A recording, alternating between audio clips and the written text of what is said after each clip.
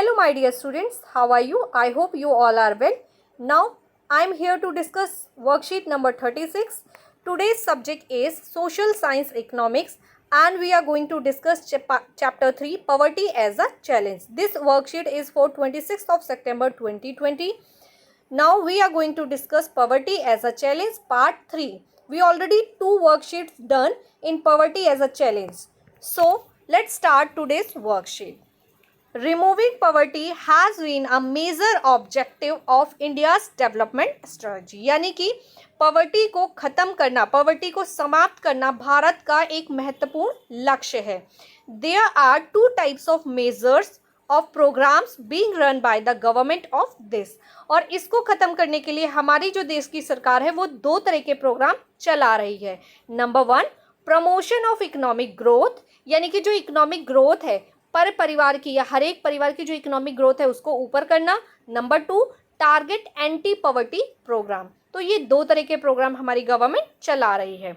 There was no increase in per capita income during the 30 years period until the early 90s. आप कह सकते हो कि हमारे देश में 30 सालों तक यानी 1980 तक 30 सालों तक जो इंक्रीजिंग रेट था डेवलपमेंट का वो बहुत ज़्यादा स्लो रहा, जिसकी वजह से पर कैपिटा इनकम यानी कि प्रत्येक व्यक्ति आय जो थी उसमें कोई बदलाव नहीं आया. Poverty remained 45% from the 1950s until the early 1980s. यानी कि 1950 से 1980 के बीच में 30 सालों के दौरान हमारे देश में निर्धनता जो थी वो 45% थी और 45% ही रही, उसमें कोई बदलाव नहीं आया. Since the 1980s पर 1980 के बाद India's economic growth rate was one of the highest in the world. और उसके बाद इंडिया की जो इकोनॉमिक ग्रोथ रेट थी वो बहुत तेज़ी से बढ़ी, पूरी दुनिया में सबसे तेज़ी से बढ़ी. And the high rate of growth का इतनी तेज़ी से मतलब इंडिया की जो इकोनॉमिक ग्रोथ थी वो इतनी तेज़ी से बढ़ी has played an important role to in reducing poverty, जिसने पॉवर्टी को कम करने में हमारे देश की बहुत ज़्यादा सहायता की. There is a deep and direct connection between economic growth and poverty. आप कह सकते हो कि पॉवर्टी और इकोनॉमिक ग्रोथ यानी कि दोनों के बीच में डायरेक्ट कनेक्शन है. जैसे जैसे किसी भी कंट्री की इकोनॉमिक ग्रोथ अच्छी होगी वैसे वैसे उस कंट्री में पॉवर्टी कम होगी, इसलिए इनका डायरेक्ट कनेक्शन होता है. Economic growth burdens economic growth opportunities and provide the necessary resources for investment in human development. तो इकोनॉमिक ग्रोथ क्या होता है? इकोनॉमिक ग्रोथ एक ऐसा पार्ट होता है जो लोगों को अपॉर्चुनिटीज़ प्रोवाइड करता है जिससे कि उनको काफ़ी सारे रोजगार के अवसर मिलते हैं, आगे बढ़ने के अवसर मिलते हैं, जिससे कि ह्यूमन डेवलपमेंट होता है और पॉवर्टी जो होती है वो ऑटोमेटिकली कम होनी शुरू हो जाती है. It encourage people to send their child to school in the hope of getting more economic returns from the investment in education. और ये जो होता है वो लोगों को इनकरेज करता है यानी कि प्रोत्साहित करता है कि वो अपने बच्चों को स्कूल भेजें ताकि भविष्य में अगर जो आज के समय में माता पिता अपने बच्चों की शिक्षा पे जो पैसा खर्च कर रहे हैं वो एक तरीके से इन्वेस्टमेंट कर रहे हैं और आने वाले भविष्य में उनके बच्चों का करियर अच्छा होगा, उनकी जॉब्स अच्छी होगी, उनकी सैलरीज अच्छी होगी, तो वो उनको रिटर्न्स की फॉर्म में मिलेगा. तो इसीलिए इसको एक इनकरेज किया जा रहा था, इसको प्रोत्साहित करते हैं किया जाता है कि बच्चों को अपने स्कूल भेजो, जिससे आने वाले भविष्य में देश का भविष्य भी तो सुधरेगा, परिवार की आर्थिक स्थिति भी सुधरेगी. टारगेटेड एंटी पॉवर्टी प्रोग्राम्स आगे देख लेते हैं. The objective of Mahatma Gandhi rural development act, Mahatma Gandhi national rural development act 2005, जिसको शॉर्ट फॉर्म में मनरेगा कहा जाता है. मनरेगा वर्ड बहुत सारे बच्चों ने सुना होगा अपनी लाइफ में, तो मनरेगा की फुल फॉर्म समझ लीजिए क्या होती है. Mahatma Gandhi national rural employment act 2005. तो इसका ऑब्जेक्टिव क्या है, इसका लक्ष्य क्या है? इसका लक्ष्य है मिनिमम 100 डे का रोजगार प्रोवाइड करवाना.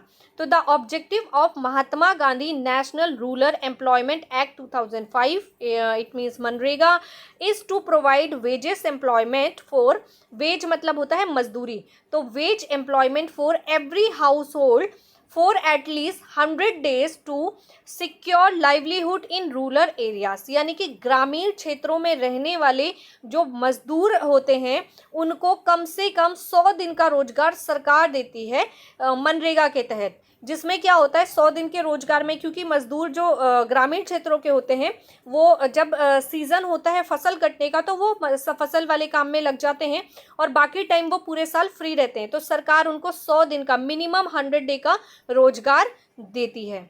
It objectives was to help sustainable development. इसका जो ऑब्जेक्टिव है वो पूरी तरीके से सस्टेनेबल डेवलपमेंट मतलब होता है सबका डेवलपमेंट करना। And measures were taken to avoid problems like drought, deforestation and soil erosion, जिसके द्वारा जैसे ड्रॉट यानी सूखा पड़ जाना, डिफॉरेस्टेशन यानी कि पेड़ों का जंगलों को काटना, एंड सॉइल इरोजन यानी कि मृदा अपरदन, इन सारी चीज़ों को सारी चीज़ों को ध्यान में रख के ये मनरेगा के तहत ये कार्यक्रम चलाया जाता है। अंडर द मनरेगा scheme 1/3 of the employment has been secured for women.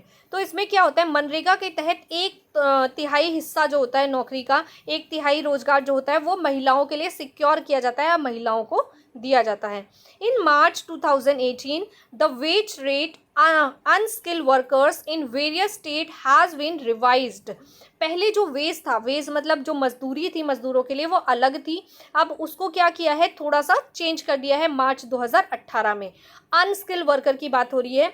Unskilled और स्किल्ड दो तरह के वर्कर होते हैं। स्किल्ड वर्कर वो होते हैं जो किसी काम को करने के लिए ट्रेंड होते हैं, पहले से उनको ट्रेनिंग मिलती है, और अनस्किल्ड वर्कर वो होते हैं जिनको ट्रेनिंग नहीं मिलती है, जिनको वो काम आता नहीं है, वो करके सीखते हैं, तो उन्हें अनस्किल्ड वर्कर कहा जाता है। तो इन March 2018 the wage rate of unskilled worker यानी कि अनस्किल्ड वर्कर की जो मजदूरी थी इन वेरियस स्टेट अलग अलग राज्यों में हैज़ बिन रिवाइज मतलब उसमें कुछ बदलाव किए गए। फ्रॉम 168 टू 281 यानी कि 168 से लेकर 281 रुपये तक उनको मजदूरी दी जाती है एक दिन की। For this, the central government and the state government will set up the employment guarantee fund, और इस काम के लिए जो होता है वो सेंट्रल गवर्नमेंट और स्टेट गवर्नमेंट के पास एम्प्लॉयमेंट गारंटी फंड होता है जहां से ये पैसा दिया जाता है। Under the programme if the application is not provided employment within 15 days then he will entitled to daily unemployment allowances। यानी कि किसी मजदूर ने ये कहा है कि उसके पास रोजगार नहीं है तो मनरेगा के तहत वो फॉर्म फिल करेगा, और फॉर्म फिल करने के बाद अगर सरकार उसको 15 दिन के अंदर मनरेगा के तहत काम नहीं दे पाती है तो सरकार को उसे बेरोजगारी भत्ता देना पड़ेगा, यानी अनएम्प्लॉयमेंट अलाउंसेस देने पड़ेंगे। अनएम्प्लॉयमेंट अलाउंसेस एक तरह का अलाउंस होता है जो बेरोजगारों को प्रोवाइड किया जाता है। चलिए आगे देख लेते हैं। The national food for food programme, the national food for food programme देख लेते हैं क्या है। Is for all rural poor who need to work on wages and who are willing to do unskilled physical work. ठीक है, तो ये programme उनके लिए शुरू किया गया है, the national food for the food programme, जिसमें ग्रामीण क्षेत्रों में रूरल क्षेत्रों में रहने वाले ऐसे वर्कर्स जो अनस्किल्ड हैं, ठीक है, अनस्किल्ड फिजिकल वर्क, यानी कि जो ये ट्रेनिंग वाले मजदूर नहीं हैं वो अनस्किल्ड फिजिकल वर्क करते हैं, तो उनके लिए ये प्रोग्राम शुरू किया गया है। नेक्स्ट देख लेते हैं द प्रधानमंत्री रोजगार योजना। तो the Pradhan Mantri Rozgar Yojana launch in 1993 and aims to generate self employment opportunities for educated unemployment youth in rural areas and small towns, and they assisted in setting up small businesses and industries। तो the Pradhan Mantri Rozgar योजना के तहत ये 1993 में शुरू किया गया था, और इसमें क्या किया जाता है, जो पढ़े लिखे लोग हैं पर उनके पास कोई रोजगार नहीं है, वो बेरोजगार हैं, तो सरकार उनको क्या करती है, अपॉर्चुनिटीज़ देती है आगे बढ़ने के, यानी कि उनको आगे बढ़ने के अवसर देती है। सरकार उनको क्या करती है, लोन देती है, ठीक है, सरकार उनको लोन देती है, और उस लोन से वो अपने लिए कोई ना कोई छोटा सा बिजनेस या इंडस्ट्री शुरू कर सकते हैं। तो इसलिए, और ये जो लोन प्रोवाइड होता है ये कौन से लोगों को मिलता है, ये वो एजुकेटेड लोग होते हैं जो रूरल एरियाज यानी ग्रामीण क्षेत्रों में या छोटे मोटे शहरों में रहते हैं, वो पढ़े लिखे होते हैं पर उनके पास रोजगार नहीं होता, तो सरकार उनको लोन प्रोवाइड करती है ताकि वो अपना स्वयं का बिजनेस शुरू कर सके, कोई छोटा मोटा बिजनेस शुरू कर सके। आगे देखते हैं the rural employment generation programme. तो the rural employment generation programme launch in 1995, ये 1995 में शुरू किया गया था। एंड एम्स मतलब इसका लक्ष्य है to create self employment opportunities in rural areas and small towns. और इसका लक्ष्य भी पहले वाले की तरह ही है। इनका लक्ष्य ये है कि ग्रामीण क्षेत्रों में और छोटे शहरों के जो लोग हैं उनको प्रोत्साहित किया जाए कि वो अपना बिजनेस शुरू करें, यानी अपना छोटा मोटा कोई भी काम शुरू करें जिससे वो आगे बढ़ने की कोशिश करें, जिसमें सरकार उनकी सहायता करती है उन्हें लोन प्रोवाइड करके। आगे नेक्स्ट है स्वर्ण जयंती ग्राम स्वरोजगार योजना, वो स्टार्टेड इन 1999। तो स्वर्ण जयंती ग्राम स्वरोजगार योजना 1999 में शुरू की गई थी। And the purpose of this programme, इस प्रोग्राम को शुरू करने का जो मेन उद्देश्य है, is to organise aided poor families into a self help groups, यानी कि ऐसे परिवार जो निर्धनता रेखा से नीचे जीवन यापन करते हैं उनकी मदद की जाए। And bring them above the poverty line by combining bank credit and government subsidy. तो सरकार इनको सब्सिडी देती है, सरकार इनको लोन प्रोवाइड करती है ताकि इनकी स्थिति में इतना सुधार आ सके कि ये जो ग्रामीण निर्धनता रेखा के नीचे हैं उससे ऊपर आ सके। ठीक है, तो इनको निर्धनता रेखा से ऊपर लाने के लिए सरकार इनकी कई तरह से सहायता करती है। नेक्स्ट देख लेते हैं अंडर द प्रधानमंत्री ग्रामोदय योजना। तो प्रधानमंत्री ग्रामोदय योजना additional central assistance is provided to the states of basic facilities like a primarily health, primarily education, rural shelter, rural drinking water and rural electrification। इसमें क्या होता है, प्रधानमंत्री ग्रामोदय योजना में जो ग्रामीण क्षेत्रों में रहने वाले लोग हैं उनको वो जो बेसिक नीड्स होती हैं, यानी कि उनकी जो मूल आवश्यकताएं होती हैं वो सरकार उनको फ्री में प्रोवाइड करती है। जैसे प्राइमरी एजुकेशन, यानी कि प्राइमरी गवर्नमेंट के जो प्राइमरी स्कूल है वहाँ पे बच्चों को फ्री में एजुकेशन दी जाती है। हेल्थ फैसिलिटीज़, यानी कि उनके लिए फ्री में गवर्नमेंट हॉस्पिटल्स और डिस्पेंसरीज बनाई जाती है जहां वो फ्री में ट्रीटमेंट करवा सकें। रहने के लिए उनको रूरल शेल्टर होता है जिसमें गांव के जो बहुत ही निर्धन परिवार हैं उनको सरकार पैसे देती है घर बनाने के लिए, तो रूरल शेल्टर प्रोवाइड किया जाता है। रूरल ड्रिंकिंग वाटर, यानी कि पीने के लिए उनको साफ स्वच्छ पानी उपलब्ध कराया जाता है। और इलेक्ट्रिफिकेशन, यानी कि बिजली उपलब्ध करवाई जाती है। तो अंत्योदय अनन्य योजना is a scheme for the very poor. इसके बाद एक होती है अन्य योजना। अन्य योजना में क्या होता है, ये बहुत ज़्यादा पुअर लोगों के लिए है जिसमें सरकार इनको अनाज प्रोवाइड करती है खाने के लिए। तो ये हैं हमारी बहुत सारी योजनाएं और ये सभी योजनाएं बहुत इंपॉर्टेंट हैं। हो सकता है एग्जाम में किसी एक योजना के ऊपर क्वेश्चन आ जाए, हो सकता है एग्जाम में कोई ऐसा क्वेश्चन पूछ ले जिसमें आपको ये सभी योजनाएं लिखनी हो।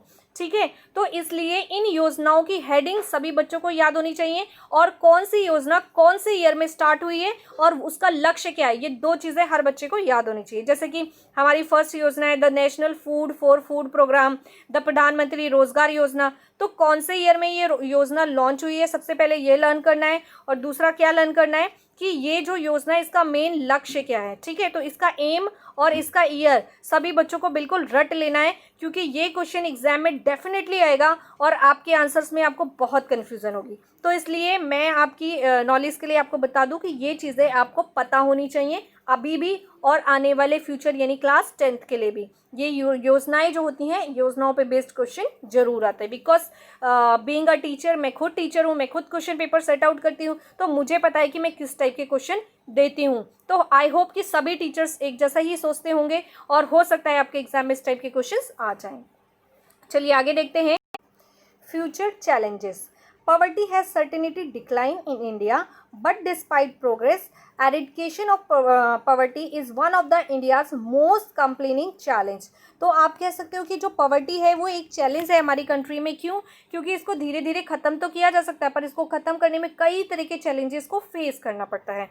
There is a wide disparity of poverty in rural and urban areas in various state. अलग अलग राज्यों में जो पॉवर्टी है शहरी क्षेत्रों में और ग्रामीण क्षेत्रों में वो बिल्कुल अलग अलग पाई जाती है। Eradication of poverty in the country will only be possible through high economic growth, development, free primary education for all, declining population growth, increasing empowerment of women and economically weaker sections of society. तो यदि हम चाहते हैं कि हमारा देश जो है वो निर्धन ना हो और हमारे देश में सभी निर्धनों का विकास हो, तो उसके लिए हमें क्या करना पड़ेगा? सबसे पहले जो निर्धन लोग हैं, जो पॉवर्टी लाइन से नीचे, बिलो पॉवर्टी लाइन से नीचे अपनी लाइफ स्पेंड करते हैं, ऐसे लोगों को कुछ फैसिलिटीज़ प्रोवाइड करनी पड़ेंगी उनकी इकोनॉमिक ग्रोथ के लिए। तो वो फैसिलिटीज़ है, सबसे पहले free primary education for all, मतलब सभी को प्राइमरी एजुकेशन दी जाए। डिक्लाइनिंग पॉपुलेशन ग्रोथ, यानी कि जो पॉपुलेशन ग्रोथ, जनसंख्या बढ़ रही है बहुत तेज़ी से, उसको कंट्रोल किया जाए। इंक्रीजिंग एम्पावरमेंट ऑफ वुमेन, यानी कि औरतों का सशक्तिकरण किया जाए, महिलाओं को आगे लाया जाए।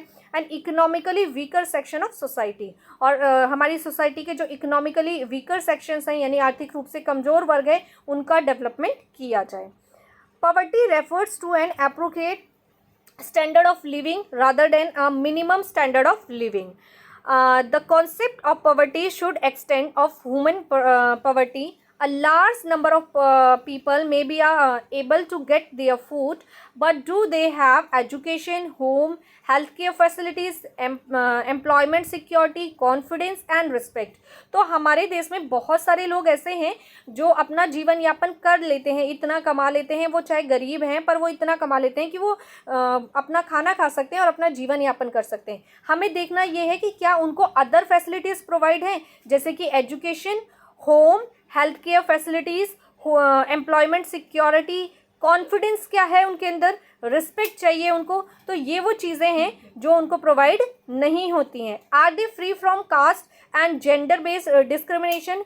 क्या वो लोग फ्री हैं? हमारे देश में जो डिस्क्रिमिनेशन होता है जेंडर को लेके, कास्ट को लेके, इन चीज़ों से उनके माइंड को हमें फ्री करना पड़ेगा, हमें ओवरऑल डेवलपमेंट के लिए। The definition of poverty also changes with development, so eradication of poverty is always a dynamic goal.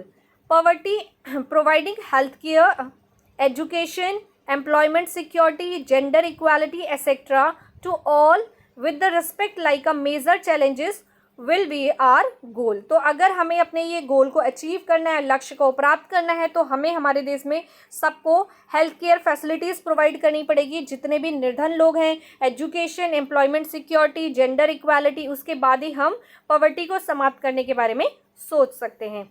तो आज की एक्सरसाइज पर बेस्ड हमें कुछ क्वेश्चंस दिए गए हैं, वो डिस्कस कर लेते हैं। हमारा आज का क्वेश्चन है, question number 1, which two types of measures are being taken by the government to overcome poverty? Number 2, how is poverty affected by economic development?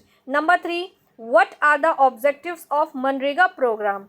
Number 4, what are the benefits of self-employment scheme for youth? Number 5, what do you think can be done to overcome poverty? And last one is, along with raising food and accommodation, what are the things what you will give importance to? तो ये है हमारे आज के questions. Now we are going to discuss answers. So today's first question is, which two types of measures are being taken by the government to overcome poverty? Answer is, there are two types of programs being run by the government to overcome poverty. Number 1, promotion of economic growth. Number 2, targeted anti-poverty programs. Question number 2, how is poverty affected by economic development? Answer is, economic prosperity broadens opportunities and provide the necessary resources for investment in human development. When the economic condition of a country improves, the poverty will start decreasing because people will get more employment opportunities. Similarly, people are encouraged to send children to school in the hope of getting more economic returns by investing in education. इसका मतलब है, पूछा गया है how is poverty affected, कैसे poverty जो है, निर्धनता जो है वो अफेक्ट करती है इकोनॉमिक डेवलपमेंट को। तो जैसे जैसे किसी भी कंट्री की इकोनॉमिक डेवलपमेंट होगी, यानी कि आर्थिक विकास होगा, वैसे वैसे पॉवर्टी जो है वो अपने आप कम होनी शुरू हो जाती है। और जो लोग होते हैं वो हमेशा क्या करते हैं, कोई भी इन्वेस्टमेंट करते हैं यही सोचकर कि इसका फ्यूचर में कभी ना कभी हमें कोई ना कोई रिटर्न मिलेगा। जैसे लोग अपने बच्चों को स्कूल भेजते हैं, ये सोचकर भेजते हैं कि हमारा बच्चा शिक्षित होगा तो भविष्य में अच्छा कमाएगा, जिससे कि हमारी जो आर्थिक स्थिति होगी उसमें सुधार होगा।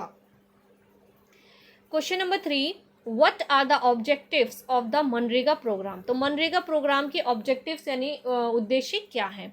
Following are the objectives of the मनरेगा program. Number 1, provide at least 100 days of employment to laborers. Number 2, measures to be taken to avoid problems like a drought, deforestation and soil erosion. Number 3, to secure 1/3 of employment for women. Number 4, fixing wages for unskilled workers for various states. Number 5, under the program, the unemployment allowances should be given to the applicant if work is not provided with in 15 days. तो ये है कि मनरेगा के क्या उद्देश्य हैं। तो ये उद्देश्य है कि पहला, कम से कम 100 दिन का रोजगार सभी को प्रोवाइड किया जाए, सभी लेबर्स को यानी कि मजदूरों को। नंबर 2, कि जो भी मनरेगा का काम सिर्फ रोजगार उपलब्ध कराना नहीं है, इसके सिवा सूखा, डिफॉरेस्टेशन यानी कि वन को काटना या मिट्टी का कटाव को रोकने के उपाय भी करना। नंबर 3 है टू सिक्योर 1/3 ऑफ एम्प्लॉयमेंट यानी कि 1/3 रोजगार जो है मनरेगा का वो महिलाओं के लिए सुरक्षित किया जाता है। और फिक्सिंग वेजेस, जो अलग अलग राज्यों के वर्कर्स हैं उनके लिए, जो अनस्किल्ड वर्कर्स हैं जिनको स्किल नहीं है उनके लिए वेजेस फिक्स करना यानी कि उनकी मजदूरी तय करना। और last one is under the program the unemployment allowances should be given यानी कि जो भी एप्लीकेंट है अगर वो मनरेगा के तहत आवेदन करता है तो 15 दिन के अंदर उसको रोजगार उपलब्ध कराए जाएंगे और यदि ऐसा नहीं हुआ तो उसको बेरोजगारी भत्ता दिया जाएगा। बात करते हैं क्वेश्चन नंबर 4 की। What are the benefits of self employment scheme for youth. तो जो सेल्फ एम्प्लॉयमेंट स्कीम है यानी कि स्वरोजगार जो यूथ के लिए, आज की युवा पीढ़ी के लिए स्वरोजगार यूथ शुरू किया गया है, स्वरोजगार योजना, उससे क्या फ़ायदा होगा आज की जनरेशन को। तो self employment scheme for youth can lead to the following benefits. उनको अलग अलग फ़ायदे हो सकते हैं। Number 1, the youth will get help in starting small business and industries. जो युवा हैं उनको छोटे व्यवसाय शुरू करने में मदद मिलेगी, आसानी होगी। Through this he will provide employment opportunities to himself as well as others. और जो युवा हैं वो खुद को रोजगार देने के साथ, मतलब खुद को काम देने के साथ साथ अन्य लोगों को भी रोजगार प्रोवाइड करेंगे यदि वो अपना बिजनेस शुरू करते हैं तो। नंबर 3, अनएम्प्लॉयमेंट विल डिक्रीज यानी कि बेरोजगारी कम होगी। इंटर्नप्रनरशिप स्पिरिट विल डेवलप यानी कि उद्यमिता वाली जो भावना है यानी बिजनेस माइंड जो है लोगों का वो डेवलप होगा। Providing services based on personal expertise, जो इंसान के अपने पर्सनल गुण है उसके आधार पर इंसान दूसरों को सुविधाएं उपलब्ध कराएगा। नंबर 5 की बात करते हैं। What do you think can be done to overcome poverty यानी कि निर्धनता को दूर करने के क्या क्या उपाय हैं। The following can be done to overcome poverty. Poverty से बाहर आने के उपाय निम्नलिखित हैं। Number 1, providing free primary education to all. Primary education सभी को निःशुल्क प्राप्त होनी चाहिए। Number 2, stopping the population growth rate यानी कि जनसंख्या दर जो वृद्धि दर है उसको रोकना। Number 3, improve the condition of women and provide them equality. औरतों की स्थिति, महिलाओं की स्थिति में सुधार करना और उन्हें समानता का अधिकार प्राप्त करना। To make plans for the development of economically backward classes in the society. और समाज में जो आर्थिक वर्ग पिछड़े हुए लोग हैं उनको आगे लाने के लिए योजनाएं बनाना। और number 5, to provide regular employment to the workers और वर्कर्स को नियमित रोजगार उपलब्ध कराना। तो आज का हमारा लास्ट क्वेश्चन है, along with raising food accommodation, what are the things that you will give importance to? सिर्फ अनाज और खाना ही इम्पोर्टेंट नहीं है, इसके सिवा भी बहुत सारी चीज़ें हैं जो निर्धनों को चाहिए होती हैं। वो क्या हैं? तो along with raising food and accommodation, खाने और घर के सिवा there are many other requirements in a person's life. हर एक इंसान के जीवन में और भी अन्य कई आवश्यकताएं होती हैं। Not only food is necessary for human being, किसी इंसान के लिए सिर्फ खाना ही आवश्यक नहीं, but there are different requirements for development. उनके विकास के लिए अन्य कई चीज़ों की आवश्यकता होती है जैसे education, health facilities, security of employment, confidence, respect and equality etcetera. It is important for a person to live a respectable life more than a food. इंसान जो है वो सम्मानपूर्वक जीवन यापन करना चाहता है, उनके लिए खाने से ज़्यादा आवश्यक सम्मान होता है। So there should be no discrimination against any person on the basis of religion, caste and gender. तो इसीलिए किसी के साथ किसी भी प्रकार का भेदभाव नहीं होना चाहिए धर्म, जाति या लिंग के आधार पर।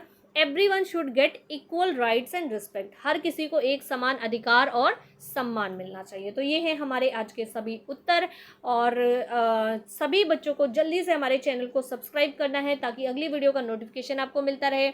और आपको क्वेश्चन आंसर्स, हमारा चैनल, हमारे पढ़ाए हुए तरीके पसंद आते हैं तो जल्दी से वीडियो को लाइक कर दीजिए और अपने दोस्तों के साथ शेयर कर लीजिए ताकि उनकी भी हेल्प हो जाए।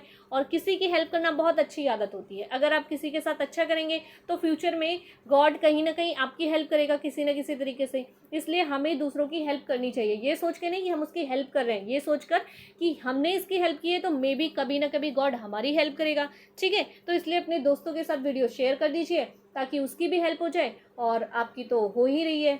तो सभी बच्चों मैं हूं महिमा और आपसे लेती हूँ विदा, फिर मिलूंगी अगली वीडियो में। Bye bye, take care.